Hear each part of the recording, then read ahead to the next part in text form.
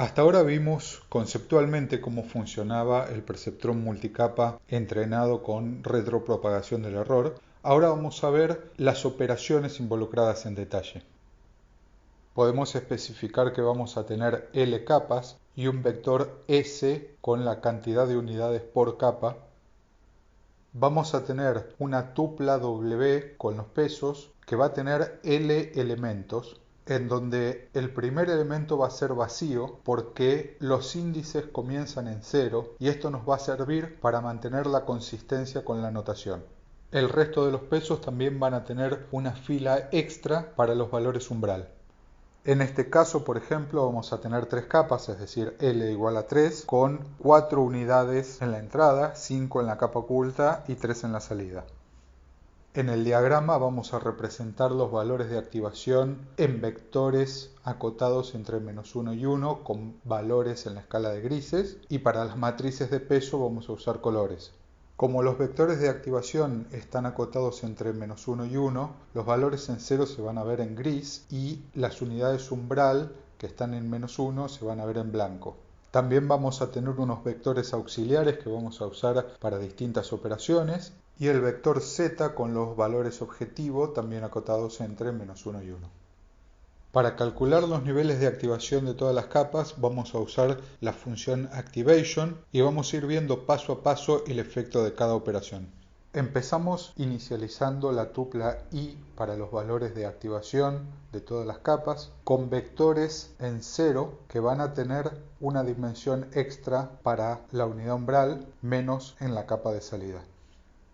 Y también vamos a tener un I temporal que me va a guardar el resultado de la activación de la última capa y que vamos a inicializar con los datos de entrada que fueron pasados como parámetro.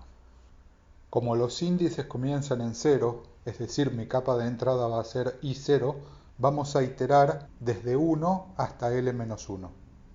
Con k igual a 1 empezamos asignándole a la capa de entrada el vector de datos que me pasaron como parámetro más la unidad umbral concatenada. Con esto ya puedo calcular el nivel de activación de la siguiente capa haciendo el producto por la matriz de pesos y pasándolo por la función de transferencia que va a ser la tangente hiperbólica. Con k igual a 2 le asigno a la capa oculta los valores de activación que calculé antes junto a la unidad umbral y vuelvo a calcular de la misma forma la activación de la siguiente capa. Pero como ya salimos del ciclo, esa activación corresponde a la activación de la capa de salida, así que puedo asignárselo sin necesidad de agregar la unidad umbral. Y finalmente devolvemos los niveles de activación para todas las capas, porque nos va a resultar útil en el siguiente paso. Antes de seguir adelante, hay otra cosa que también vamos a necesitar, que son las derivadas de la función de activación. Afortunadamente, como estamos trabajando con funciones de activación sigmoidea, podemos usar el mismo valor de activación para calcular la derivada. En este caso, como estamos usando la tangente hiperbólica con la pendiente beta igual a 1, la podemos calcular como 1 menos el nivel de activación al cuadrado. Con esto ya podemos ver cómo calcular las correcciones a los pesos. Para eso vamos a usar la función correction, a la que le vamos a pasar como parámetro los niveles de activación I y los datos objetivos Z. En este caso también vamos a empezar inicializando la tupla delta W con matrices que van a tener las mismas dimensiones que W, pero inicializadas en 0. Lo primero que vamos a calcular es el error E estimado en la salida como Z menos I2. Y también vamos a necesitar la derivada de la activación en la salida de I, que la vamos a calcular como I menos I2 al cuadrado.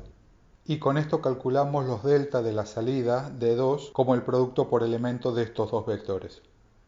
Ahora, iterando desde la salida hacia la entrada, con k igual a 2 puedo calcular delta W2 como el producto entre el vector I1 traspuesto y el vector D2 por el coeficiente de aprendizaje eta.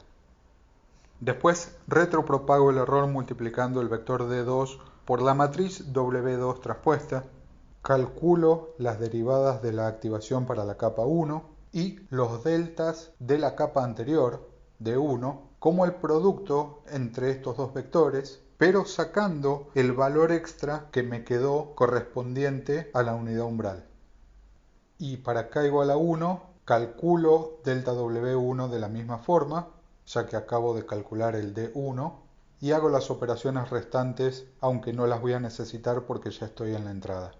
Finalmente, devuelvo todos los delta W que calculé. Noten que acá calculamos las correcciones a los pesos, pero no las aplicamos. Los cambios a los W en el diagrama fueron solo para demostrar las operaciones.